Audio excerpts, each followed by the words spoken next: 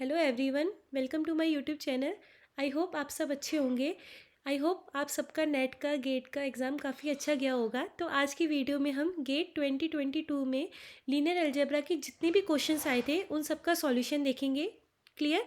और साथ ही साथ आप इसके थ्रू अपने आंसर्स को भी मैच कर सकते हैं। तो स्टार्ट करते हैं। ये मेरा क्वेश्चन है, फर्स्ट क्वेश्चन, जो कि मेरा किस में आ रखा था, गेट 2022 में आया था लीनियर अलजेब्रा का। तो क्वेश्चन में देखिए क्या बोला है। आपको एक एम मैट्रिक्स दे रखी है जो कि 3x3 की रियल मैट्रिक्स है। ठीक है। एक पॉलिनोमियल दिया हुआ है एम में, m² इक्वल टू 2m+3i।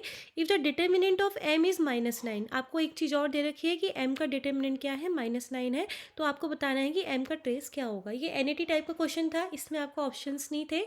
आपको क्या करना था, सॉल्व करके वैल्यू बतानी है। तो देखिए यहाँ पे आपको दिया क्या है, आपको एक पॉलिनोमियल दे रखा था m में। तो पहले मैं उसे लिख लेती हूँ। पॉलिनोमियल क्या था मेरा, m² इक्वल टू 2m+3i। ठीक है।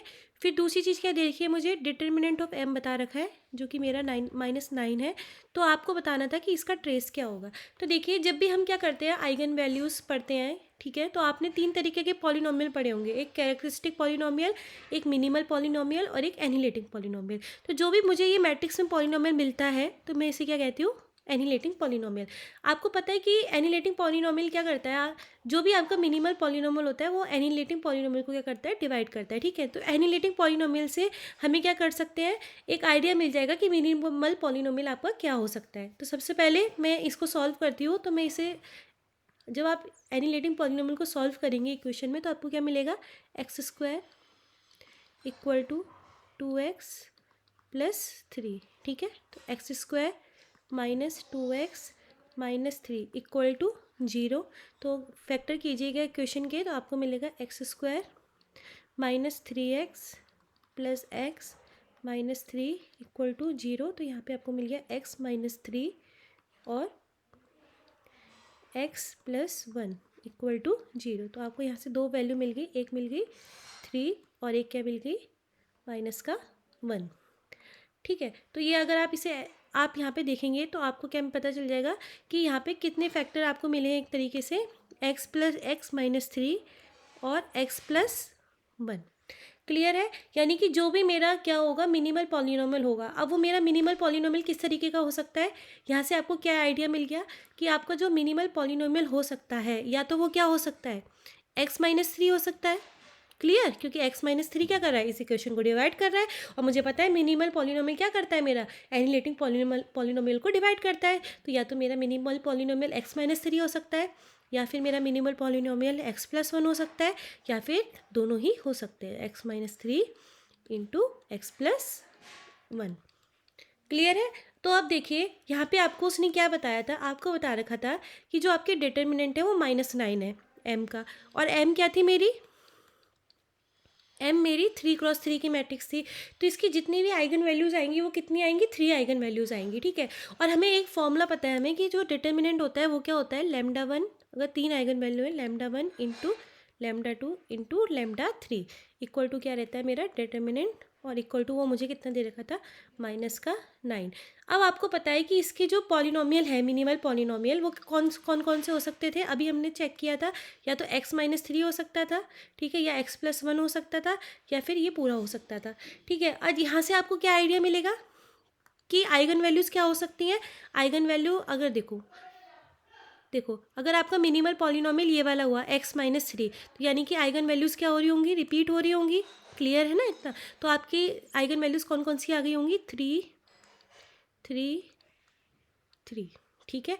अगर आपका मिनिमल पॉलिनोमियल ये वाला होता तो आपकी अगर आइगन वैल्यूज आती -1 -1 -1, और ये वाला होता तो आती 3 -1 -1। ठीक है। या फिर यहाँ पे आप ऐसे भी कह सकते थे 3 3 -1। यही पॉसिबिलिटी है मेरी आइगन वैल्यूज़ की। अब मुझे यहाँ पे डिटर्मिनेंट -9 दिया है, तो इसका मतलब क्या हुआ होगा, -9 को कैसे लिख सकते हो आप, आपको 3 और 1 का ही यूज़ करना है, -1 का। तो आप इसे ऐसे लिख सकते हो, 3 इंटू 3 इंटू -1। तो आपको पता चल गया आपकी जो आइगन वैल्यूज़ होंगी वो किस तरीके से होंगी, इस तरीके से आपकी आइगन वैल्यूज़ आई होंगी। ठीक है। यहाँ पे डिटर्मिनेंट का यूज़ समझ में आया होगा आपको कि हमें कैसे देखना था। हमें यहाँ से पहले तो हमें ये पता चल चुका था कि मिनिमल मेरा ये है, तो यानी कि जो मेरा जो भी मेरा क्या आएगा, आइगन वैल्यूज़ आएंगी या तो इसके थ्रू आएंगी या तो इसके थ्रू आएंगी या फिर इसके थ्रू आएंगी, ठीक है। और फिर मुझे अगर मैं ये वाली ले लेती 3 3 3 3 तो मेरा डिटर्मिनेंट कितना आना चाहिए था 27। अगर मैं ये वाली ले लेती तो -1 आना चाहिए था। ये वाली ले लेती तो कितना आता, ये वाली ले लेती तो आता 3, और ये वाली ले लेती तब आता -9। तो मेरा तो -9 आ रहा है, तो यानी कि मेरे जो आइगन वैल्यूज़ हो गई वो ये हो गई, ठीक है। अब कुछ भी नहीं है इस क्वेश्चन में, कुछ भी नहीं है। अब क्या पूछा था उसने आपसे पूछ रखा था कि ट्रेस क्या है। तो ट्रेस तो आपको पता ही है क्या होता है। ट्रेस क्या होता है मेरा, trace is equal to sum of eigen values, यानी कि λ1 प्लस λ2 प्लस λ3, ठीक है। तो यानी कि आपका ट्रेस क्या आ गया, ट्रेस आ गया आपका 3 + 3 + -1। तो 3 और 3 6 और 5 क्या होना था, आपका आंसर आना चाहिए था यहाँ पर, ठीक है। तो आप चेक कर सकते हैं कि आपका आंसर क्या आया है, ठीक है। तो आपका आंसर क्या होगा, इसमें 5 आंसर आना चाहिए था। ये देखिए हमारा नेक्स्ट क्वेश्चन है जो कि लीनियर अलजेब्रा पे बेस्ड था और गेट 2022 में आया था। तो ये क्वेश्चन भी काफ़ी अच्छा है। वैसे देखा जाए तो लीनियर का काफ़ी अच्छा पोर्शन आ रखा था गेट में। तो देखिए, consider R³ as a vector space with the usual operation of vector addition and scalar multiplication, ठीक है। Let x belongs to R³ be denoted by x1 x2 x3, define subspace W1 and W2। आपको दो सब space दिए थे, एक सब space दिया है W1 और एक सब स्पेस दिया है W2, ठीक है। प्रॉपर्टी क्या है कि W1 के अंदर वो वाले वेक्टर आएंगे जो इस कंडीशन को सेटिस्फाई करेंगे। क्या इक्वेशन है, x1 + 2x2 - x3 = 0, और W2 में वो वेक्टर आएंगे R³ से जो कि इस वाले इक्वेशन को सेटिस्फाई करेंगे, ठीक है। तो अगर आप देखें तो एक तरीके से W1 और W2 क्या है, सॉल्यूशन स्पेस है ना, क्योंकि आपको क्या बना के दे रखी है, इक्वेशंस बना के दे रखी है, और इक्वल टू में क्या दे रखा है, 0 दे रखा है, ठीक है। तो सॉल्यूशन स्पेस है, तो आपको सॉल्यूशन स्पेस की क्या निकालनी थी, डायमेंशन निकालनी थी। अगर आपको क्या चाहिए, W1 और W2 की डायमेंशन चाहिए। पहले हम देख लेते हैं उसने हमसे पूछा क्या है। तो उसने आपसे पूछा था यहाँ पे कि इसकी डायमेंशन बतानी थी आपको, क्या आएगी, W1 और W2 की डायमेंशन बतानी है क्या आएंगी, और फिर देखना इक्वल है या नहीं है, इंटरसेक्शन की बतानी है और उनके प्लस की बतानी है। क्लियर है एडिशन की। तो देखो हमें पता है कि ये हमारे क्या दे रखे थे, मैंने अभी आपको बताया सॉल्यूशन स्पेस दे रखे थे। तो सॉल्यूशन स्पेस की डायमेंशन कैसे निकालते थे, सॉल्यूशन स्पेस की डायमेंशन हम क्या करते थे, नंबर ऑफ फ्री वेरिएबल से देखते थे, ठीक है। तो पहले हम क्या बना लेते हैं, यहाँ पे मैट्रिक्स बना लेते हैं, जो भी मेरी मैट्रिक्स बनेगी। तो यहाँ पे देखो आपकी क्या मैट्रिक्स फॉर्म होकर आएगी, यहाँ पे आपको क्या दे रखा था, W1 दिया हुआ था, तो W1 से आपको क्या मैट्रिक्स बनेगी, 1 2 -1, ये मेरी W1 की मैट्रिक्स बनेगी, ठीक है, W1। तो यहाँ पे आपको क्या पता चला, यहाँ पे कितने वेरिएबल मिले आपको, 3 वेरिएबल है ना, x1 x2 x3, ये है ना x1, ये मेरा x2 और ये मेरा x3, और इक्वेशन कितनी मिल रही है, एक। तो कितने फ्री वेरिएबल हुए आप पे, एक पाइवोट मिल गया आपको, ठीक है। तो एक सेकेंड मैं कलर चेंज कर देती हूँ, ये एक पाइवोट मिला आपको, बाकी सारे वेरिएबल कितने हो गए, फ्री, x2 और x3 फ्री वेरिएबल हो गए। तो सॉल्यूशन स्पेस की डायमेंशन कितनी हो गई, डायमेंशन ऑफ W1 कितनी हो गई आपकी, नंबर ऑफ फ्री वेरिएबल, क्योंकि सॉल्यूशन स्पेस है W1, number of free variable, ठीक है। तो इक्वल टू कितनी आ गई आपकी, 3 - 2, 3 - 1 = 2, ठीक है। ऐसे ही आप सिमिलरली किसकी निकालोगे, W2 की डायमेंशन निकालोगे। तो W2 की डायमेंशन भी क्या आ जाएगी आपकी सिमिलरली। तो W2 क्या था, देखो सेम है आपका। तो W2 की मैट्रिक्स कैसी बनेगी, W2 की बनेगी मेरी 2 0 और 3, ये तो दे रखा है। यहाँ पे क्या इक्वेशन है, 2x1 + 3x3 = 0। तो यहाँ पे आपको कितने पाइवोट मिला, एक पाइवोट मिला ये वाला, बाकी दोनों वेरिएबल कैसे मिल गए, फ्री वेरिएबल मिल गए। तो इसकी डायमेंशन भी कितनी हो गई, यहाँ पे 2 हो गई, ठीक है। तो डायमेंशन ऑफ W2 वो भी मेरी कितनी आ गई, 2। तो अब ऑप्शंस पे आते हैं। तो पहला देखिए, ये वाला जो ऑप्शन दे रखा है आपको उसने कि dimension of W1 + dimension of W1 = dimension of W2। तो ये तो 2 हो गया, क्योंकि दोनों की डायमेंशन क्या आ रही है, 2 आ गई, ठीक है। फिर ऊपर वाला ऑप्शन देखिए, फर्स्ट ऑप्शन में उसने बोला है कि डायमेंशन ऑफ W1, तो यहाँ पे लिखते जाओ, डायमेंशन ऑफ W1 कितनी थी, 2। फिर उसने बोला है प्लस डायमेंशन ऑफ W2, वो भी 2 है, plus minus dimension of R3 की डायमेंशन तो आप R³ की डायमेंशन तो आपको पता है कितनी होगी, 3 होगी, ठीक है। और तो आप इसको देख लो सॉल्व करके, तो 2 + 2 4 - 3 = कितना आ गया, 1 आ गया। तो ये ऑप्शन भी क्या हो गया मेरा, करेक्ट हो गया, ठीक है। तो अब और क्या देखना था, अब मुझे निकालनी है इंटरसेक्शन की डायमेंशन, ठीक है। तो इंटरसेक्शन की डायमेंशन कैसे निकालोगे, और आपको काय की निकालनी है, सम की भी निकालनी है। तो सबसे पहले तो हमारे दिमाग में पता है क्या आता है, इंटरसेक्शन की और डायमेंशन देख के कि हम क्या कर लेते हैं, वो फॉर्मूला लगा लेते हैं जो हमें एक बिल्कुल हमारा नोन और मोस्टली यूज़ होने वाला फॉर्मूला है। क्या चीज़, dimension of W1 plus W2 equal to कितनी होती है, dimension of W1 plus dimension of W2 minus dimension of W1 intersection W2, ठीक है। यही फॉर्मूला होता है। पर अब मुझे क्या चाहिए था, मुझे इंटरसेक्शन की डायमेंशन चाहिए थी। तो मुझे यहाँ पे पता क्या क्या होना चाहिए था, मुझे यहाँ पे W1 की पता होनी चाहिए थी, जो कि मुझे पता है, W2 की पता होनी चाहिए थी, पर मुझे W1 प्लस W2 की पता होनी चाहिए थी, या फिर W1 इंटरसेक्शन W2 की, क्योंकि मुझे दोनों ही निकालनी है ना यहाँ पे। तो दोनों ही अननोन है, तो ऐसे तो काम चलेगा नहीं, तो मुझे एक ही डायमेंशन तो फाइंड करनी पड़ेगी। तो यहाँ से मैं किसकी डायमेंशन फाइंड करूँगी, इंटरसेक्शन की।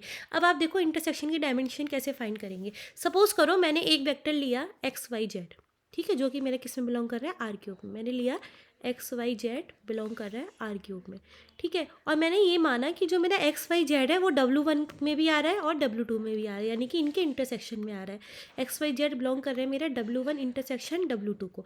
तो ये क्या इंप्लाइज करेगा कि XYZ मेरा W1 में भी होगा और XYZ मेरा W2 में भी होगा। तो यानी कि ये W1 वाली इक्वेशन को भी सेटिस्फाई करेगा, कौन सी, x plus 2y minus z equal to 0, और ये W2 वाली इक्वेशन को भी सेटिस्फाई करेगा। तो वो क्या है मेरी, 2x plus 3z equal to 0।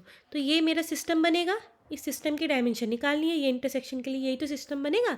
तो मेरा जो W1 इंटरसेक्शन W2 आएगा वो कुछ इस तरीके से आएगा, ठीक है। तो इसकी डायमेंशन निकालनी है। तो इसकी डायमेंशन कैसे निकालोगे, सिंपल, जैसे सॉल्यूशन स्पेस है ये भी, तो सॉल्यूशन स्पेस की डायमेंशन निकालते हो। देखो सॉल्यूशन मैट्रिक्स क्या बनेगी यहाँ पे, तो देखो पहली बनेगी 1 2 -1, और यहाँ पे बनेगा 2 0 3। तो इसे एक्लन फॉर्म में बदलो, तो यहाँ पे क्या आएगा, ऊपर 2 से मल्टीप्लाई करके माइनस कर दो, तो आपको क्या मिलेगा, 1 2 -1, यहाँ पे 2 से मल्टीप्लाई करके माइनस करोगे तो यहाँ पे मिलेगा 0, यहाँ पे मिलेगा -4, और 2 से मल्टीप्लाई करके माइनस कर रहे हो ना, तो यहाँ पे कितना मिल गया, 5। तो इसकी डायमेंशन कितनी आ गई, इसकी रैंक कितनी आ गई, रैंक तो 2 आ गई। तो आपको कितने फ्री वेरिएबल मिले, यहाँ पे पाइवोट कितने मिल रहे हैं, पहले तो वो देख लो। पाइवोट एक आपको मिल गया ये 1, और एक पाइवोट मिल गया -4। तो कितने पाइवोट मिल गए, 2। तो फ्री वेरिएबल कितने, 5। तो डायमेंशन कितनी आ गई, 1। तो ये क्या इंप्लाइज करेगा, this implies dimension of W1 intersection W2 equal to 1, ठीक है। ये समझ में आया होगा, आई होप। क्या करा मैंने, W1 इंटरसेक्शन W2 के साथ ये वाला सिस्टम बन रहा था, इस सिस्टम की क्या कर दी, मैट्रिक्स बनाई। मैट्रिक्स से देखा, क्योंकि ये मेरा सॉल्यूशन स्पेस है, तो आपको पता होना चाहिए सॉल्यूशन स्पेस की डायमेंशन क्या होती है, नंबर ऑफ फ्री वेरिएबल। तो यहाँ पे 2 पाइवोट मिल गए, तो फ्री कितना मिला मुझे, एक फ्री वेरिएबल मिला, तो वही क्या होगी, इसकी डायमेंशन होगी। तो देखो थर्ड ऑप्शन में वो यही कह रहा था कि dimension of W1 intersection W2 1 होगी, तो ये भी मेरा करेक्ट हो गया, ठीक है। अब आपको क्या करना था, W1 प्लस W2 की डायमेंशन निकालनी थी। तो अब आप क्या कर दोगे, सिंपल ये वाला फॉर्मूला वहाँ पे लगा दो। तो लगाओ, कितना आएगा, इक्वल टू, यहाँ पे कितनी थी, 2 प्लस 2 -1, तो कितनी आ रही है, 2 + 2 4 -1 3 आ रही है। और आपने उसने आपको बोला 2 आएगी, तो ये वाला ऑप्शन मेरा रॉन्ग हो जाएगा। तो यहाँ पे मेरे कौन सी MSQ टाइप का क्वेश्चन था, ठीक है। तो यहाँ पे मेरे करेक्ट ऑप्शन कौन से आने चाहिए थे, A B और C, ये तीनों मेरे करेक्ट थे। बाकी मेरा फोर्थ वाला क्या था, रॉन्ग था, ठीक है। तो आई होप आपको ये क्वेश्चन अच्छे से समझ में आया होगा। अगर आपको किसी भी तरीके का कोई भी डाउट रहता है तो आप मुझसे कमेंट सेक्शन में पूछ सकते हैं, ठीक है। तो नेक्स्ट क्वेश्चन देखते हैं। देखिए मेरा थर्ड क्वेश्चन है, जो कि मेरा गेट 2022 में आया था, लीनियर अलजेब्रा से। तो क्वेश्चन काफ़ी अच्छा था, बट ये थोड़ा टाइम टेकिंग क्वेश्चन था। तो देखिए क्वेश्चन में क्या पूछा है उसने, late T such that R² से R एक लीनियर मैप दे रखी है, डिफाइंड बाय T 1 2 की मैपिंग दे रखी है आपको 1 0, और T 2 1 की मैपिंग दे रखी है 1 1, ठीक है। उन्होंने बोला है कि PQ आपके रियल नंबर से है और T इनवर्स PQ की इमेज क्या है, XY है, ठीक है। तो आपको क्या बताना है कि कौन से ऑप्शन ट्रू होंगे, कि XYZ की वैल्यूज़ बतानी है क्या क्या होंगी, ठीक है। तो देखिए इस क्वेश्चन को कैसे सोचना था, यहाँ पे क्या था, यहाँ पे मुझे दो LI वेक्टर्स की इमेजेस पता थी, ठीक है। एक LI वेक्टर मेरा कौन सा था, 1 2 और 2 1, ये दोनों मेरे LI हैं और इनकी क्या है, इमेजेस पता है। अब सबसे अच्छी बात क्या है कि मेरे दो वेक्टर है जो कि मेरे R2 से बिलोंग कर रहे हैं और दोनों ही क्या है, आपस में एक दूसरे के स्केलर मल्टीपल नहीं है और दोनों ही LI हैं। तो ये मेरा बेसिस फॉर्म कर देंगे R2 का।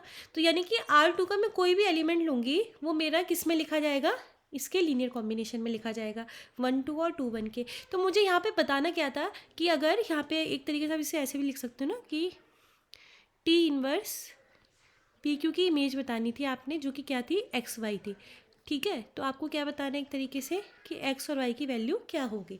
तो सपोज करो यहाँ पे किस तरीके से करना था आपको,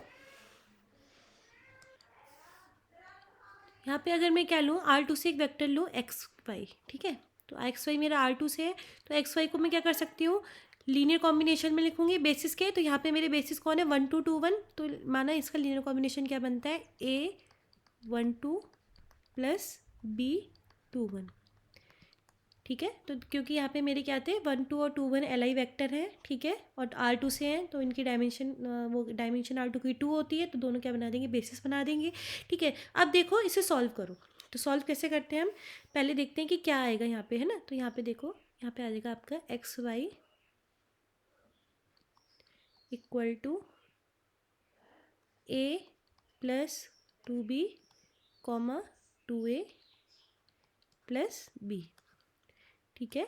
तो यहाँ पे आप क्या करोगे, कंपेयर करोगे, तो यहाँ पे क्या मिलेगा आपको, A plus 2B equal to x और 2A plus B equal to y. आपको क्या चाहिए, A और B की वैल्यू चाहिए ना, तो यहाँ से A और B की वैल्यू निकाल लो। क्या करो, फर्स्ट वाली इक्वेशन में 2 से मल्टीप्लाई कर दो, तो आपको मिलेगा यहाँ पे 2A plus 4B equal to 2x, ठीक है। तो 2A से 2A कट जाएगा, 4B से B गए तो 3B, और 3B इक्वल टू कितना आ गया, 2x माइनस वाई। इतना क्लियर है। तो आपको यहाँ से B की वैल्यू मिल गई 2x माइनस वाई, सॉरी 1/3, ठीक है। तो ये आपको किसकी वैल्यू मिल गई, B की वैल्यू मिल गई। तो आपको A की वैल्यू चाहिए थी, तो A की वैल्यू भी निकाल लो फर्स्ट वाली इक्वेशन से। तो A इक्वल टू क्या है आपका, x माइनस 2B, है ना। तो यहाँ पे आपको मिल गया A equal to x minus 2 times क्या, 2x माइनस वाई अपॉन 3, है ना। सॉरी यहाँ पे मिक्सअप हो जाएगा। तो आपको क्या मिल गया एक तरीके से, A इक्वल टू कितना मिल गया आपको, 3x माइनस 2 इंटू 2 4x, एक सेकेंड, माइनस 4x, ठीक है, और प्लस 2y अपॉन 3। तो आपको कितना मिल गया ओवरऑल, A इक्वल टू मिल गया आपको 2y माइनस एक्स अपॉन 3। तो आपको A और B की वैल्यू पता चल गई, है ना। तो अब क्या करो, A और B की वैल्यू यहाँ पे पुट कर दो, ठीक है। तो एक मिनट यहाँ पे स्पेस बना लेती हूँ। तो आपने A और B की वैल्यू पुट करी, तो आपको क्या पता चल गया, एक्स वाई क्या आ गया आपका, लीनियर कॉम्बिनेशन कैसे बन जाएगा, एक्स वाई इक्वल टू हो जाएगा आपका, A की वैल्यू पुट करो तो 1/3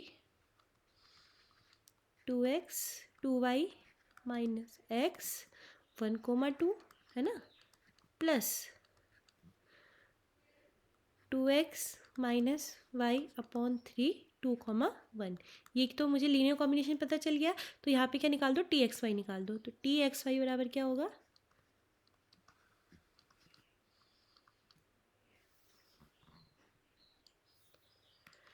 1/3 2y minus x upon 3 T12, linear transformation है, ठीक है, तो डिस्ट्रीब्यूट कर सकती हूँ मैं, plus 2x minus y upon 3 T21।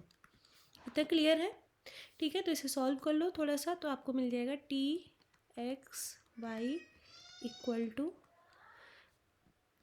2y minus x upon 3, और T12 की इमेज मेरी क्या थी, 1 0, तो यहाँ पे मैंने लिख दिया 1 0 plus 2x minus y upon 3, और T21 की इमेज क्या थी मेरी, 1 1, तो यहाँ पे मैंने क्या लिख दिया 1 1, ठीक है। तो इसे सिंप्लीफाई करके लिखोगे आप, तो आपको क्या मिलेगा, आपको मिल गया इक्वल टू, यहाँ पे 1 से मल्टीप्लाई होगी, है ना, तो ये बनेगा 2y माइनस एक्स अपॉन 3, ठीक है। इसका एक्स कोऑर्डिनेट और इसका एक्स कोऑर्डिनेट प्लस कर दो, प्लस यहाँ पे क्या होगी, यहाँ भी 1 से हो रही है तो 2x माइनस वाई अपॉन 3, और कॉमा का क्या आ जाएगा, दोनों के वाई कोऑर्डिनेट क्या है, इसका तो 0 हो जाएगा और इसका क्या हो जाएगा 2x माइनस वाई अपॉन 3,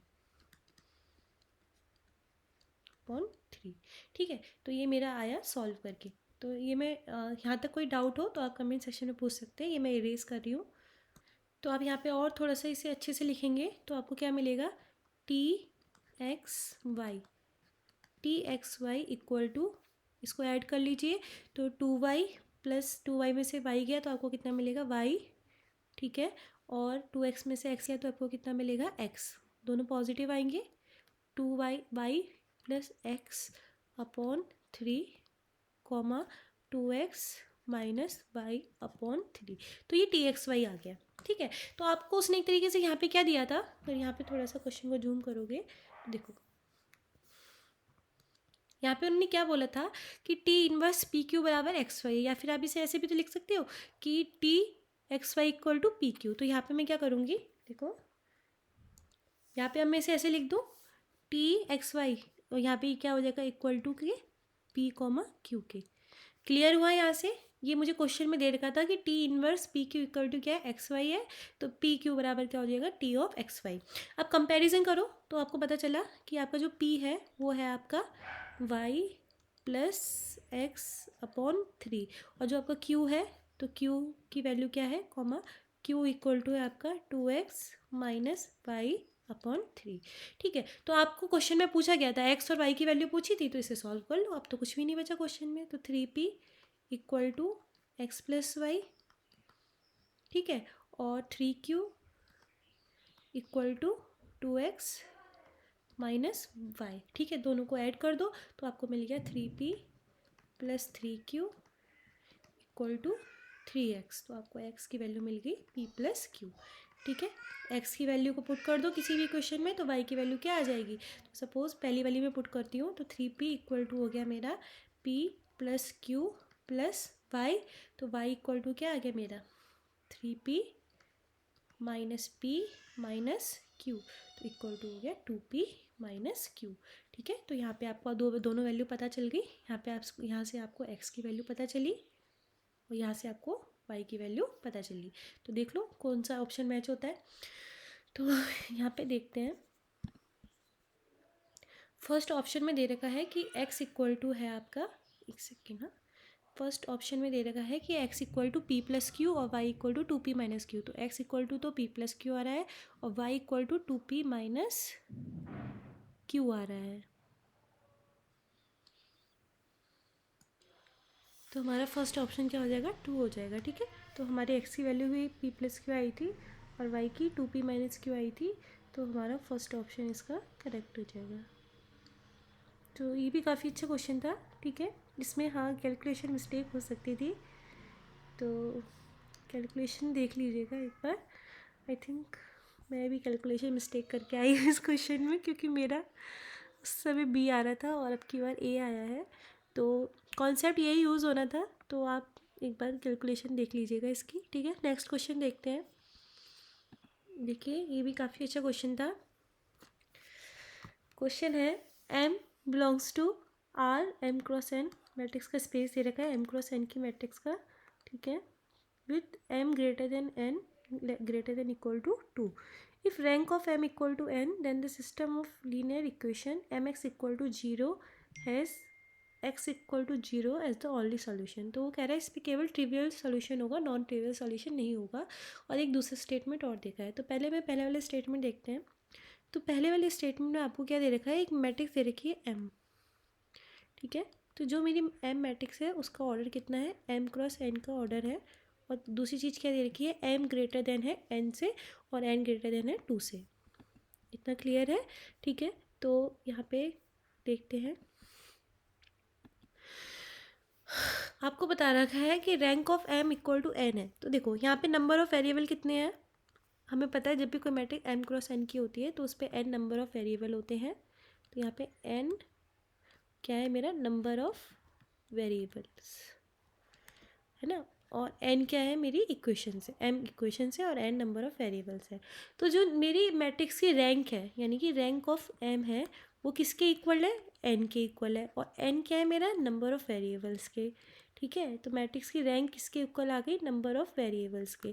तो यहाँ पे क्या मुझे कोई भी फ्री वेरिएबल मिलेगा, अगर आप ध्यान से समझो तो क्या यहाँ पे मुझे कोई भी फ्री वेरिएबल मिल सकता है, क्योंकि जितने भी रैंक है वो सारे नंबर ऑफ़ वेरिएबल्स के बराबर है, तो सारे के सारे ही मेरे क्या होंगे, वेरिएबल्स होंगे, पाइवट बन जाएंगे, है ना। एक एग्जांपल लेके समझो इसे। तो सपोज़ करो मेरे पास एक 5x3 की मैट्रिक्स है ना, 5x3 की। तो इसमें कितने वेरिएबल होने होंगे, 3। तो ऊपर आ रहा होगा x1 x2 और x3। ठीक है, तो यहाँ पे क्या हो रहा होगा, तीन तीन क्या है मेरे पे, 3 वेरिएबल है ना, और रैंक भी इसकी कितनी दे रखी, 3। तो 3 रैंक है यानी कि इस पोजीशन पे भी पाइवट होगा और यहीं कहीं इस पोजीशन पे पाइवट होगा, यानी कि तीनों कॉलम में आपको पाइवट मिल रहा होगा। सिंपल सी बात ये है। तो कोई भी ऐसा नॉन पाइवट वाला कॉलम तो मिलेगा नहीं, क्योंकि अगर किसी भी एक कॉलम में पाइवट छूटा तो रैंक 3 हो पाएगी, नहीं हो पाएगी ना। तो रैंक तो हमारी कितनी दे रखी है उसने, 3। तो यहाँ से हमें आपको क्या पता चलेगा कि इसके पास कोई भी फ्री वेरिएबल नहीं होगा, और जब कोई भी फ्री वेरिएबल नहीं होगा तो इस पर कोई नॉन ट्रिवियल सॉल्यूशन मिलेगा। सॉल्यूशन स्पेस है, फ्री वेरिएबल पे तो नॉन ट्रिवियल सॉल्यूशन रखता है, तो नहीं, इसके पास केवल एक ही सॉल्यूशन होगा, mx इक्वल टू 0। ठीक है, तो ये वाला ऑप्शन तो मेरा क्या हो गया, इसका करेक्ट हो गया, फर्स्ट वाले स्टेटमेंट तो ट्रू हो गया। सेकेंड स्टेटमेंट देखिए, सेकेंड स्टेटमेंट में क्या कह रहा है, सेकेंड स्टेटमेंट में कह रहा है let E belongs to R M cross N cross N. ठीक है, यहाँ पे एन क्रॉस एन है। ठीक है, तो यहाँ पे एन क्रॉस एन की मैट्रिक्स बनेगी। फिर उन्होंने क्या बोला है आगे, N greater than equal to 2। ठीक है, स्क्वायर मैट्रिक्स बनेगी, 2 से ऊपर की कोई भी ले लो आप। ठीक है, B are non zero matrix, non zero matrix है such that E cube equal to 0, E की पावर 3 करने पे तो आपको क्या मिल रहा है, 0। Then I plus E square is a singular matrix. तो वो कह रहा है कि आई प्लस ई स्क्वायर हमेशा सिंगुलर मैट्रिक्स बनेगी, यानी कि उसका डिटर्मिनेंट क्या आएगा, 0 आएगा, है ना। तो अगर आप सपोज करो यहाँ पे 2 इंडेक्स की मैट्रिक्स ले लो एक, है ना, 2 इंडेक्स की कोई मैंने 2 cos 2 की मैट्रिक्स ले लो, इसको जनरली समझ सकते हो आप, एग्जांपल लेने की ज़रूरत नहीं है। कि यहाँ पे अगर मैं कोई भी ऐसी मैट्रिक्स ले लूँ जो कि 2 इंडेक्स की है, ठीक है, तो क्या हो रहा होगा, वो ई क्यूब तो 0 होगा ना। अगर यहाँ पे मैं ई क्या ले लूँ, एक 2 cos 2 की मैट्रिक्स ले लूँ जिसका इंडेक्स 2 है, तो ई क्यूब तो 0 देगी वो, और वो ई स्क्वायर भी 0 देगी क्योंकि उसका इंडेक्स 2 है, तो ई स्क्वायर भी 0 मिल जाएगा। तो जब मैं उसे आई के साथ ऐड करूँगी तो मुझे आई मिलेगा ना। समझ रहे हो ना आप मेरी बात को, कि मैंने क्या किया, यहाँ पे मैंने 2 क्रॉस 2 की मैट्रिक्स ले ली, क्योंकि एन को मैं 2 भी ले सकती हूँ, ग्रेटर देन इक्वल टू 2 बोला है ना। तो यहाँ पे सबसे सिंपल तरीका यही मुझे लगा सोचने का, कि यार अगर मैं एन 2 क्रॉस 2 की मैट्रिक्स ले लूँ तो मुझे क्या मिलेगा, 2 इंडेक्स की मैट्रिक्स मिल जाएगी, निलपोटेंट, है ना। और वो क्या करेगी, जब वो उसकी 2 पावर 0 हो रही है तो उसकी 3 पावर भी तो 0 ही होगी, है ना। तो उसको जब मैं क्या करूँगी, आई के साथ ऐड करूँगी तो मुझे आई मिल जाएगा, और आई तो मेरी इन्वर्टिबल होती है, तो नॉन सिंगुलर होने का तो सिंगुलर होने का तो चांस ही नहीं बनता। तो ये वाला ऑप्शन मेरा क्या हो जाएगा, रॉन्ग हो जाएगा, है ना। तो इसमें एक एग्जांपल ले सकते हो आप, कोई भी निलपोटेंट मैट्रिक्स ले लो जिसका इंडेक्स 2 है, तो कैसे ले लोगे, 0 1 0 0। ठीक है, ये माना मेरी ई है ना। तो ई स्क्वायर निकालो, तो ई स्क्वायर बराबर क्या आ जाएगा, फिर से इसी से मल्टीप्लाई 0 1 0 0 से, है ना। तो मल्टीप्लाई करके क्या मिलेगा आपको, first row first column 0, first row second column 0, first row, ये तो 0 ही है, 0 0। ठीक है, तो आपको पता है ये 0 आ गया, तो सिंपल सी बात है कि ई क्यूब भी 0 ही आएगा, है ना। ई क्यूब भी 0 आएगा, तो जब आप इसको क्या करोगे, आई को ऐड करोगे किससे, ई स्क्वायर के साथ, ई स्क्वायर तो 0 ही था, तो आई प्लस ई स्क्वायर, तो क्या ही मिलने वाला है आपको, आई मिलने वाला है। और आई कैसी रहती है मेरी, नॉन सिंगुलर रहती है, इन्वर्टेबल। तो ये ऑप्शन गलत हो जाएगा। तो इसका कौन सा ऑप्शन ट्रू होगा, पी ट्रू होगा, और क्यू क्या हो जाएगा, फॉल्स हो जाएगा। ठीक है, तो ये वाला इसका आंसर आ जाएगा। ये भी बहुत सिंपल क्वेश्चन था, इसमें भी ज़्यादा हमें सोचना नहीं था, है ना। तो एक नेक्स्ट क्वेश्चन देखते हैं, लास्ट क्वेश्चन है, गेट में 5 क्वेश्चन आ लीनियर अलजेब्रा से। ठीक है, तो लास्ट क्वेश्चन देखिए, ये भी काफ़ी अच्छा सिंपल सा क्वेश्चन था।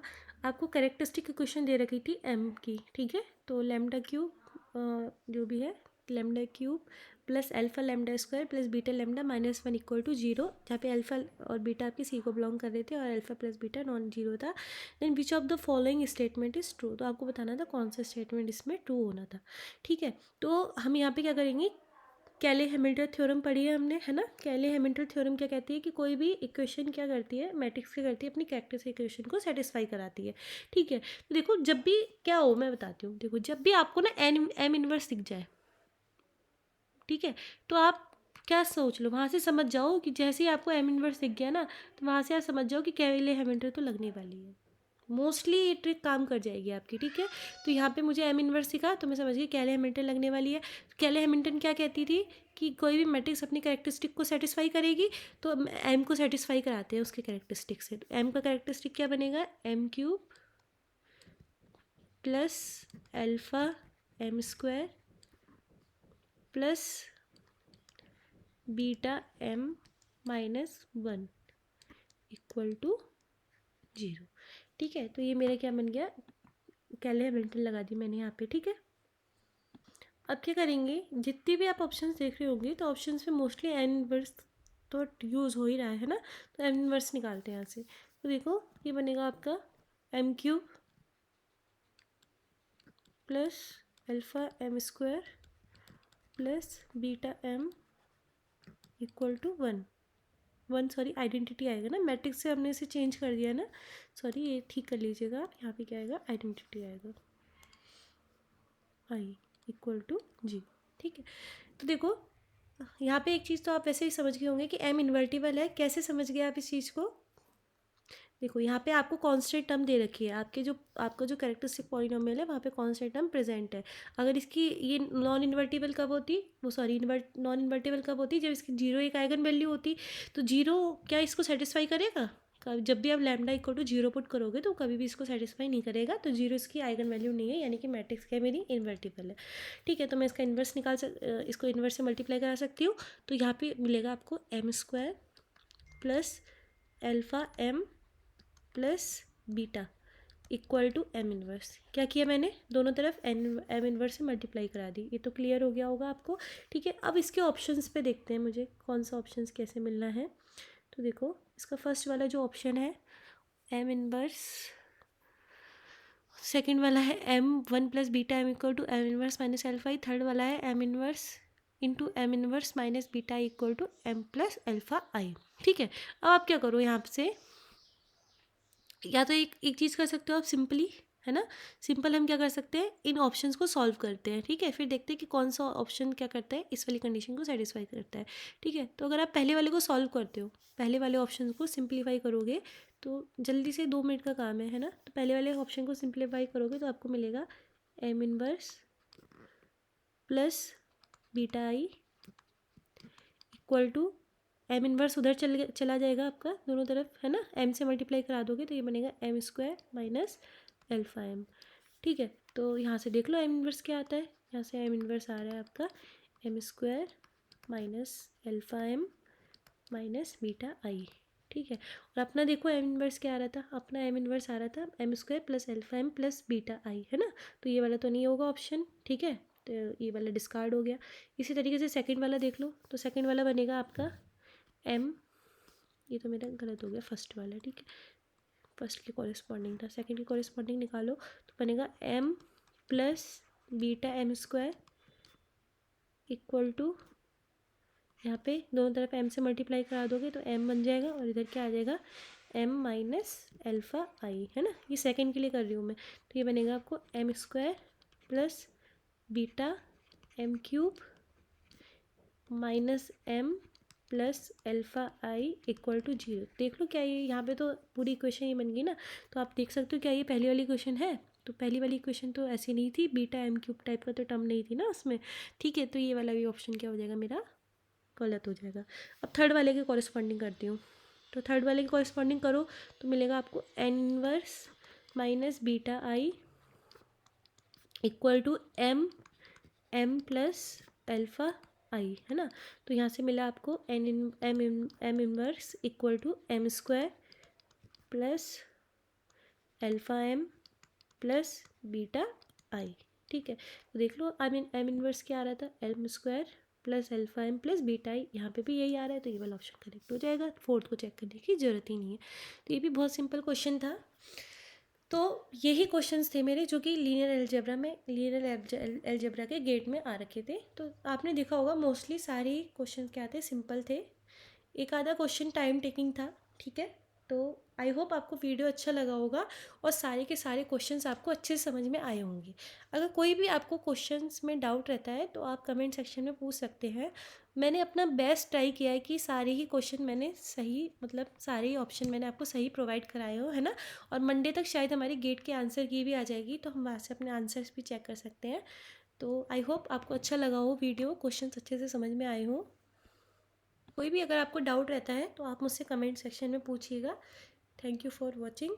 प्लीज़ लाइक, सब्सक्राइब और शेयर कीजिएगा वीडियो को। Thank you.